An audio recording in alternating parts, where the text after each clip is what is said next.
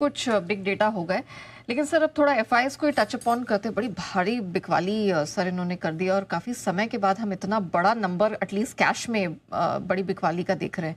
आप इसे कैसे रीड कर रहे हैं? कितना नेगेटिव है या अब लगता है कि हमें मार्केट्स को आदत हो गई है? नंबर देखकर डर लग रहा थोड़ा है ना? बहुत ज़्यादा। इतना मत डरिए, इसका रीज़न बताता हूँ। ओके। वैसे तो 6,500 करोड़ की कैश की बिकवाली, लेकिन स्टॉक और इंडेक्स फ्यूचर्स मिलाकर देखेंगे तो आप 7,784 करोड़ के आसपास की बिकवाली एफआईएस की बनती है। नंबर 1। सामने घरेलू फंड ने 7,000 करोड़ प्लस की खरीदारी की, तो मामला लगभग बराबरी का है। लेकिन इस बिकवाली में कई सारे एडजस्टमेंट है, जो 2 बड़े एडजस्टमेंट है वो जानना समझना आपको ज़रूरी है। नंबर 1, 7,460 करोड़ का टोटल मिलाकर एमएससीआई इंडेक्स में बदलाव हुए थे, जो उस बदलाव की वजह से कई स्टॉक्स में बाइंग और सेलिंग हुई, तो एक एडजस्टमेंट वो है। और दूसरा एडजस्टमेंट है 2,671 करोड़ की साइफ लाइफ साइंसेज की ब्लॉक डील का, और दोनों को मिलाकर देखें तो 10,137 करोड़ का आंकड़ा होता है। यानी कि इतना बड़ा एडजस्टमेंट है। इसलिए इन डेटा में नो डाउट डेटा कमज़ोर है, ऐसा नहीं कि कमज़ोर नहीं है, लेकिन इतनी बड़ी बिकवाली के पीछे कुछ और भी कारण है। सिर्फ खाली ये नहीं कि मार्केट ख़राब इसलिए इतने बिका है, उसमें एडजस्टमेंट्स भी काफ़ी है। अब रहा सवाल डायरेक्शन का, इसमें कोई डाउट नहीं कि एफआईएस की बिकवाली लगातार है। कभी कभार मन हुआ तो खरीदना बेचना बंद कर देते हैं, खरीदने के मूड में तो बिल्कुल भी नहीं है। सो ऐसे में ऊपर में टिकना बाजार के लिए मुश्किल है।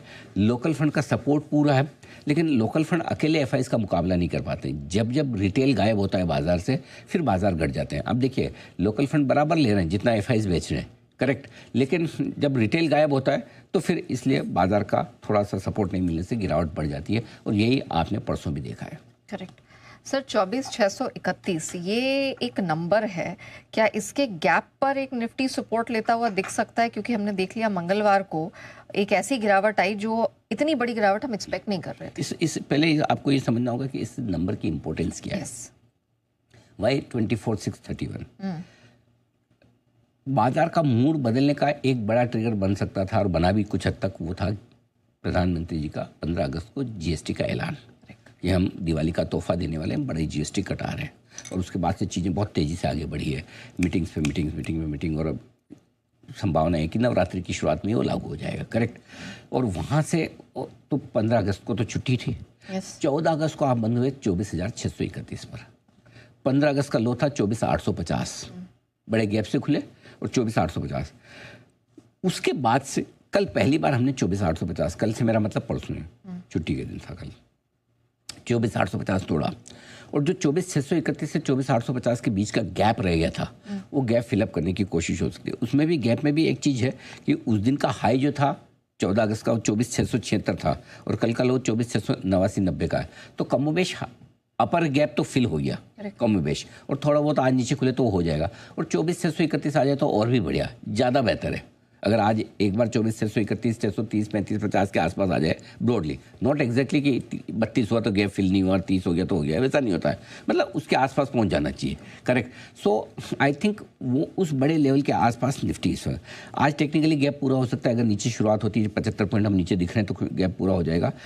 अब इसके नीचे बनना हो तो बेहतर है, क्योंकि नहीं तो फिर ये होगा कि जो कुछ भी जीएसटी के ऐलान, रिफॉर्म्स, ये वो सब वेस्ट हो गए आपके। सही बात है ना। और खाली टैरिफ ही भारी पड़ता दिख रहा है, और वो भी टैरिफ तब भारी पड़ रहा है जब वो ऐलान पहले ही हो चुका था। ऐसा नहीं कि 27 अगस्त से पहले लगने वाले थे, वो पहले नहीं पता था।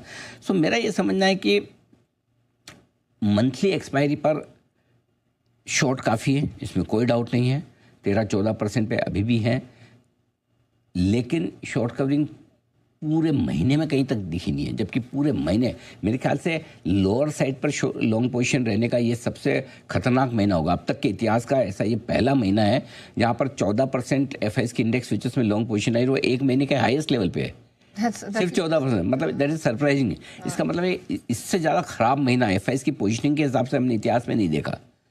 ये सोचिए कि इतने एफआईएस इस महीने नेगेटिव चल रहे हैं। सो शॉर्ट कवरिंग का अता पता कहीं है नहीं। अब आज होगी नहीं होगी कहना मुश्किल है, हर रोज़ आप उम्मीद लगाएं, होती नहीं है, करेक्ट, क्योंकि एफआईएस किसी भी रीजन से काटने के मूड में नहीं है। उन्होंने जीएसटी के ऐलानों पर ही हार्डली थोड़ा सा काटा। सो आई थिंक शॉर्ट हैं रहेंगे। हाँ, एक चीज़ ज़रूर दिखती है नया, वो ये कि अगर शॉर्ट कवरिंग हुई तो उसकी शुरुआत बैंक निफ्टी से होगी। मतलब रिबाउंड बैंक निफ्टी से आएगा। रिबाउंड से ज़्यादा मैं ये कहूँगा कि शॉर्ट कवरिंग की शुरुआत बैंक निफ्टी से होगी। रिबाउंड लाने जितनी ताकत तो बैंक निफ्टी में अभी दिख नहीं रही है, और उसकी वजह है कि बैंक निफ्टी ज़्यादा ओवरसोल्ड है। नंबर दो तरह से, एक तो बैंक निफ्टी ऑलरेडी निफ्टी 1 महीने के निचले स्तरों पर है, बैंक निफ्टी 3 महीनों के निचले स्तरों पर आ चुका है। ठीक है। दूसरा ये कि बैंक निफ्टी में आप देखिए पुट कॉल रेशियो 0.54 पर ओवरसोल्ड है। तो मेरे ख्याल से अगर रिकवरी आएगी तो बैंक निफ्टी में पहले आनी चाहिए, ये साफ दिख रहा है। ओके, ठीक है।